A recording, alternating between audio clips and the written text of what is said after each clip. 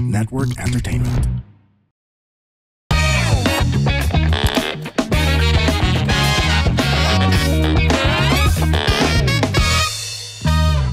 Warning! This program is created with adult consent and the content is for entertainment purposes only. Huwag nyo namang seryosohin masyado. Pero kung ayaw nyo ang ilan sa mga topics, okay lang. Please feel free to skip the episode. Baka sabihin nyo, pinilit ko kayo eh. Joke lang. Salamat! Hello po, ito po si Alex Calleja and welcome sa Punchline with Alex Calleja. How time flies. When time flies, it's very fast.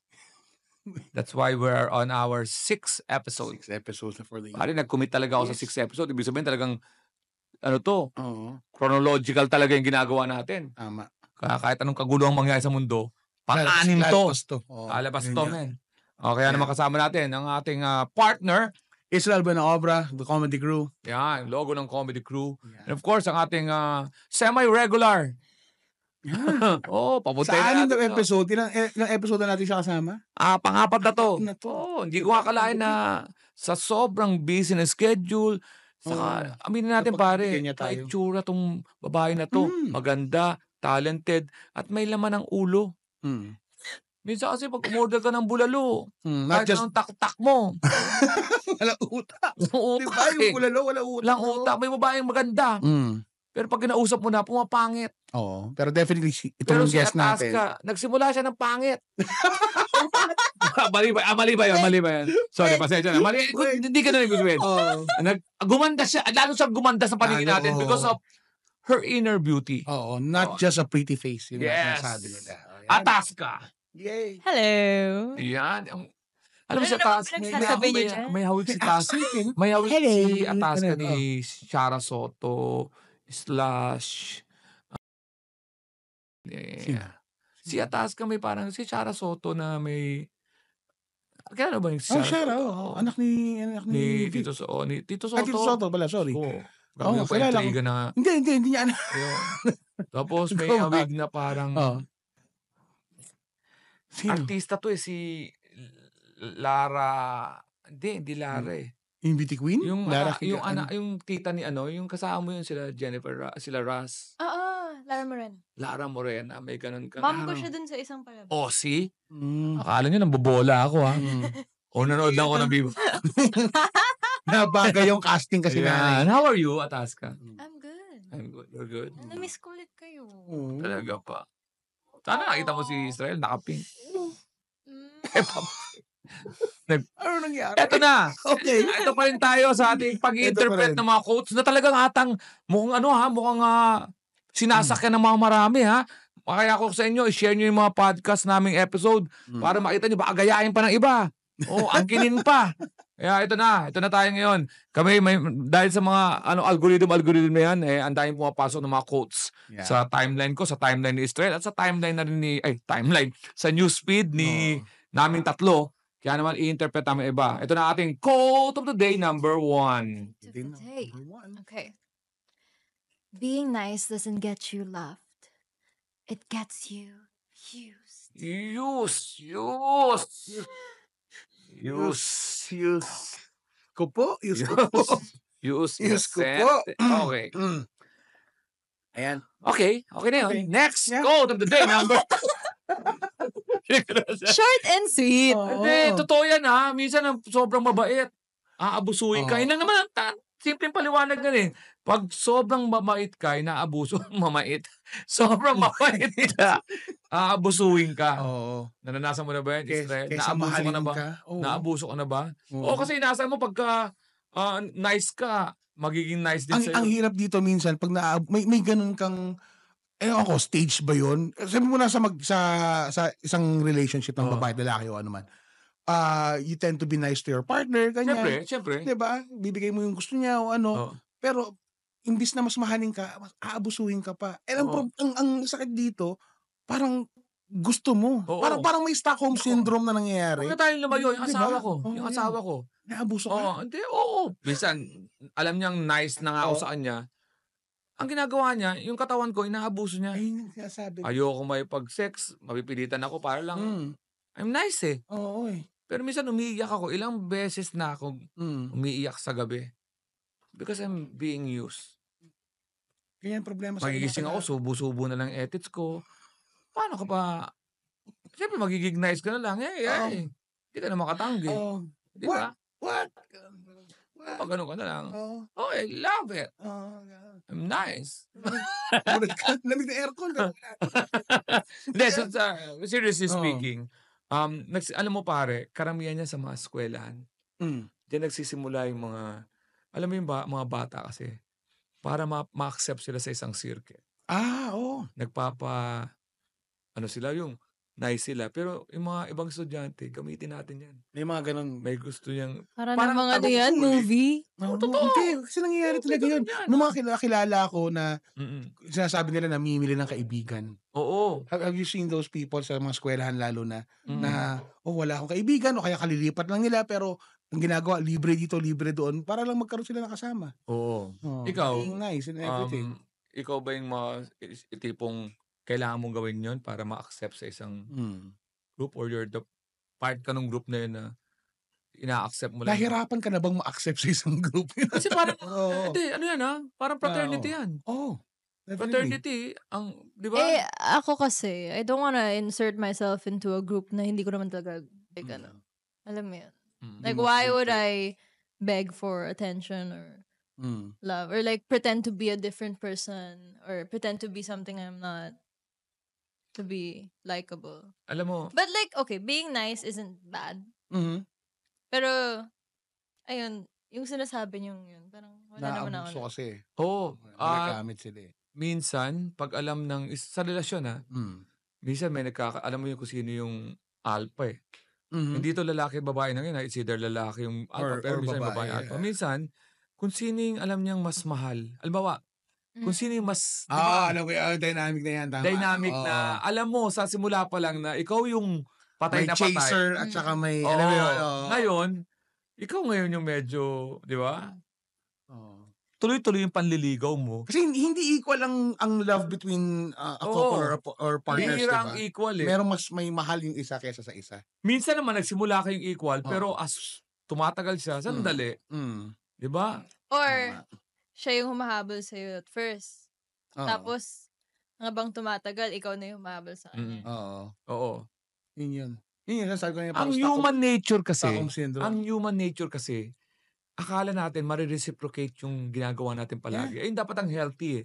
Pero ang nangyayari minsan, nagiging one way. Kasi hinayaan natin. Di ba? Being nice.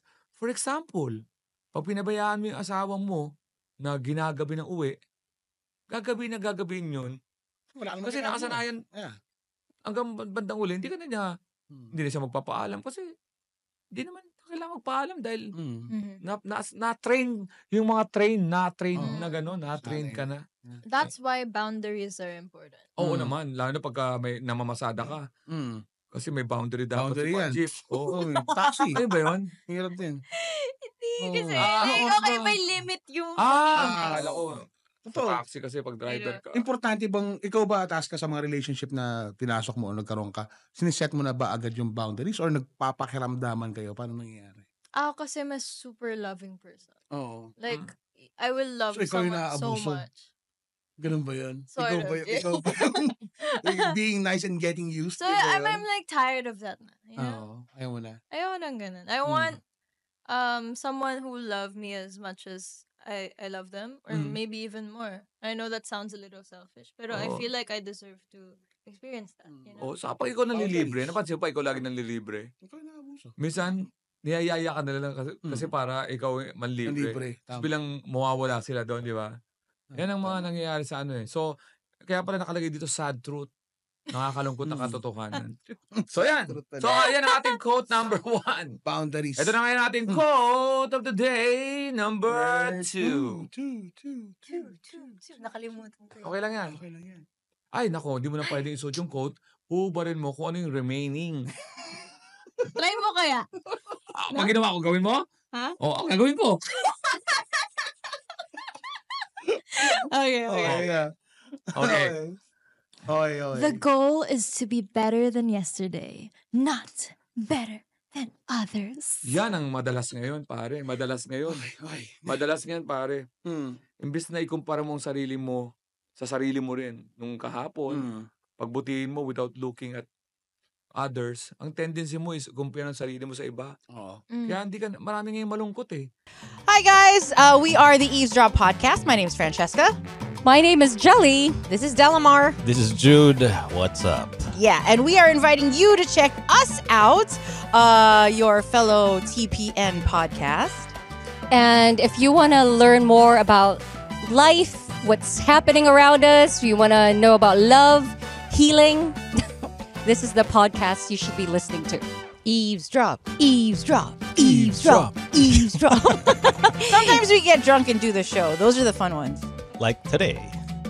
Ooh, why? Who's drunk? Like right now. You're red as a bug. Am I?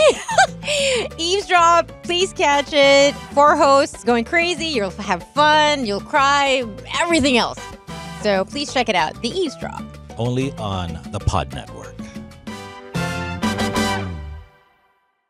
Bakit?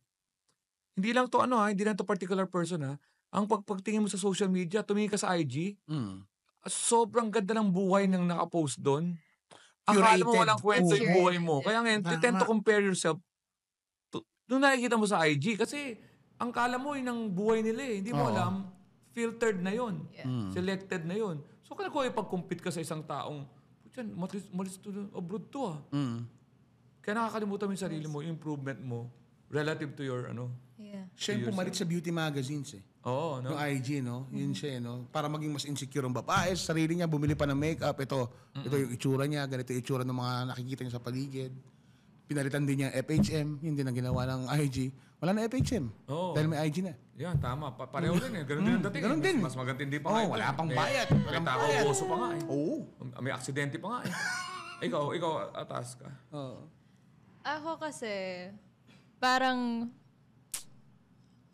I guess it's okay to compare yourself to others, but not to an unhealthy extent. Yeah? Just to challenge yourself. Para hindi ka maging kampante. Maganda rin yun. Alam mo yun? No. Kasi, para hindi ka kampante. Akala ko, walang pante. Si Marie yun eh, araw-gabi. Walang Pante. kampante. Pero ito pero human nature talaga, pare. Compare, yeah. Pero sana i-harness mo yung pagkumpara mo sa ibang tao. Tama ka nga naman dun eh. Maging productive yung inggit. Oo, diba? ang inggit mo is, hindi yung parang, babagsak ko to. Oo, Ay, that's hindi weird. niya karapat-dapat yan. Pwede Dapat, sige, kaya ko rin yung ginagawa niya. But also, we gotta remind ourselves na iba din yung journey ng ibang tao eh. Correct! Grabe si Atas kang Ang bumanat. galing mo, Atas ka. Grabe talaga bumanat si Atas ka. Paano sa dulo, happy ending Oo. Kasi diba, Iba-ibang journey na Iba-iba tao. tao. you know, isipin mo, bakit siya ganyan eh? Mas mabait naman ako sa kanya. Paano kung may mas magandang bagay para sa'yo? Kasi mas mabait ka sa kanya. Tama. Oo, iba-iba tayo ng May kasabihan nga, it's not the journey. It's the Destination. Yun. Basta makarating ka sa Baguio, kahit saan ka pa dumaan. Di ba? Tipid ka sa Pero pag dumaan ka sa may Cagayan pa, may mali ka na. May mali ka na. Pero Pag na-enjoy inikot mo yung pa. scenery. Sa bagay, pwede. Diba? Yun. Maganda nga yun, kino-compare mo sa sarili mo lagi, hindi yung sa iba. Yun yung maganda. Kasi, yun yung kontrolado mo na bagay. Hindi mo makokontrol kung ano yung success ng tao Tama. Ano yung itsura niya, ano yung ginawa niya, hindi mo makokontrol yun. Pero pag sa'yo lang, yun yung makokontrol mo. Baka hindi pa mo pa panahon. Di ba? May tamang panahon. Lagi. Netflix special, February 7, Alex Calleja. Singit mo pa yun. May tamang panahon para sa lahat Tama naman. Meron nga naman talaga. Di ba? Ikaw ba, Atas ka amin nainggit ka na ba sa isang tao? At bakit? Feeling ko lahat naman tayo Huwag mo damay Tama na. Diba? Ikaw Pero ba? at the end Ingit of ako the kay day, LeBron James. Sa kay Jokoy. Ingit ako. Pero, Si Atas ka ba may kinaiingitan sa mga kapwa niya VMX stars? no. Wala. sige. Wala. Or, ano natin? Particular natin. Sa Hindi. sexy. Hindi, eto na lang sa singer. Nung Singer. si Olivia Rodrigo, nung sumikat siya, sabi ko, shit, ako, Pinay din ako eh. Singer din ako eh. Ang tagal ko na sa industriya. Bakit ang privilege niya or bakit bakit niya narating yun? Oo. And parang ano ako like, in my head, parang, am I not enough? Alam mo Ay, yun? patay. Am I not enough? Am I not enough? Tapos may song siya na Jealousy. And yung song na yun, parang it described exactly how I was feeling. So she empathized with that feeling. Sabi ko, so she's just like me. So why should I feel Ano like ba lyrics that? ng Jealousy? Parang, comparison is killing me slowly. I think too much. Like kids who don't know me. Ganun. Open, close the jealousy. Open, close the jealousy. May naninilip. May naninilip. May naninilip si jealousy. Madaling yun, masilipan yun. May jealousy ba ba? Meron naman. Bumabalik siya. Parang delikado ang Bumabalik jealousy. siya sa architecture.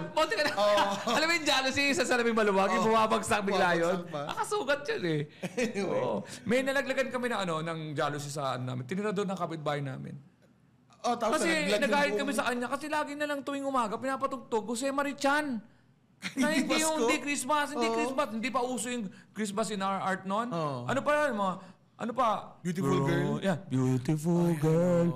Pare, pagdating alas 6 na umaga, simula na yun. talaga. Lumulup yun. Ano, Mr. Songwriter, side me a song. I heard that on the radio kanina. Tapos, di ba? Di ba? Pinasag. Sa yung constant change. O diba, pare, sinasabi ko sa'yo, tama na! Gumano, tapos binasag niya, pare. Tiyangin na, sabi ko sa kanya, idol mo si Jose Marichan eh. Kalma yung tao na yun, nababasa ka ng salamin. ng jealousy. Buha ka Yun ng ang ina mo. nagagawa ng Jealousy. Oo, talaga. Jealousy. Let's not have jealousy in our hearts. Oo. Yun. Yeah, no, pero after that, I got over it. Like, why, it doesn't, parang, it's pointless to be jealous of Yeah, other it's people. pointless. Kasi, you have your own journey. Oo. Work on yourself. Oo. Pagka insecure. Yan din yung, hindi ko alam kung may iba tayo, pero yan din yung nakita ko dun sa, nanonood ba ako ng WNBA? Oo. Ayun, lately nanonood ako dahil kay Caitlin Clark. Oo, kinainggitan yan. Sobrang kinainggitan. Puti. Na Tirador ng ng 3 points. Ng, Indiana Fever ba siya? Indiana Fever. Oh, yun siya. So, siya yung number 1 scorer Oo. out of NCAA Division 1 Oo. of all categories, babae mo ng lalaki. Siya yung number 1. Pero pagpasok yung WNBA, lahat galit sa kanya. Dahil hindi lang daw siyang savior ng league.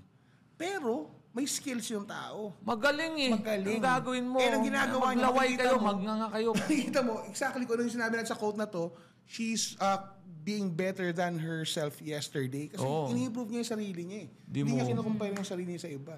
Pero yung iba, kinukumpare yung sarili nila sa kanya. Diyan ako nawawala ng gana sa pag-gym. Oo. Di ba? Pag kinumpare mo yung Sarili mo. sa iba muna. Kaya ako tumigil Hindi mo- mag-gym eh. Tigilan mo kung di ka nag-gym. Kailan ko inahuling nag-gym dahil katabi kainan. Punta akong gym kasi sinundo ko yung kaibigan ko para magbulalo kami.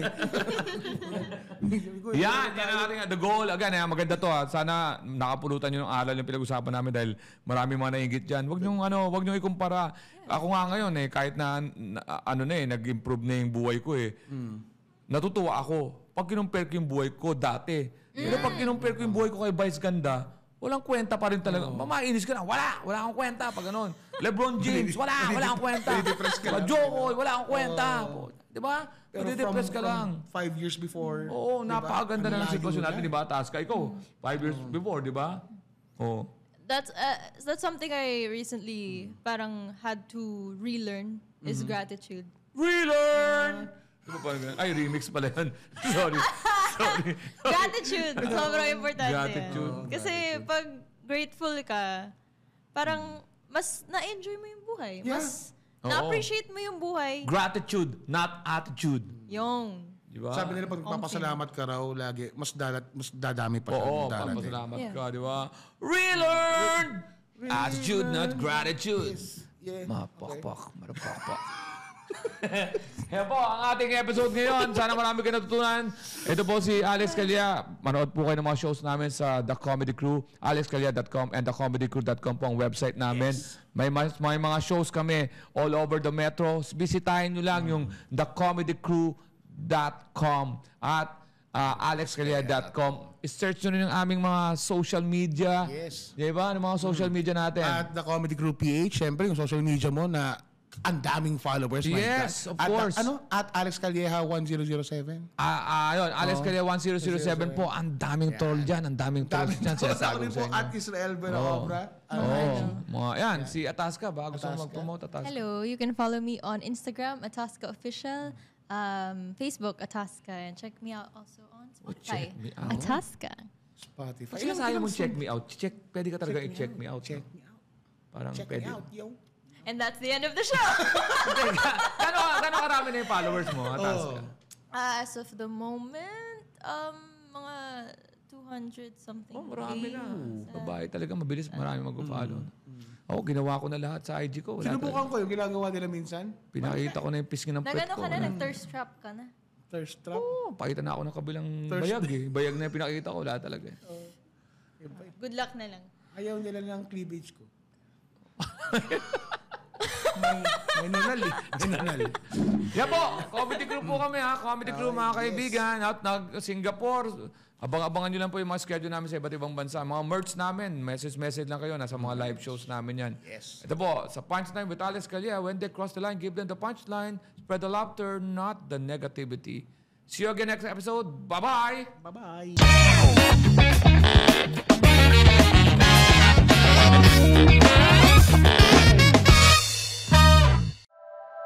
The opinions of podcast creators, hosts, and guests are not necessarily reflective of the official stance of the Pod Network Entertainment, its hosts, or other network programs. The content created by the people behind the podcast is personal and not meant to harm any religion, ethnicity, group, organization, company, or individual.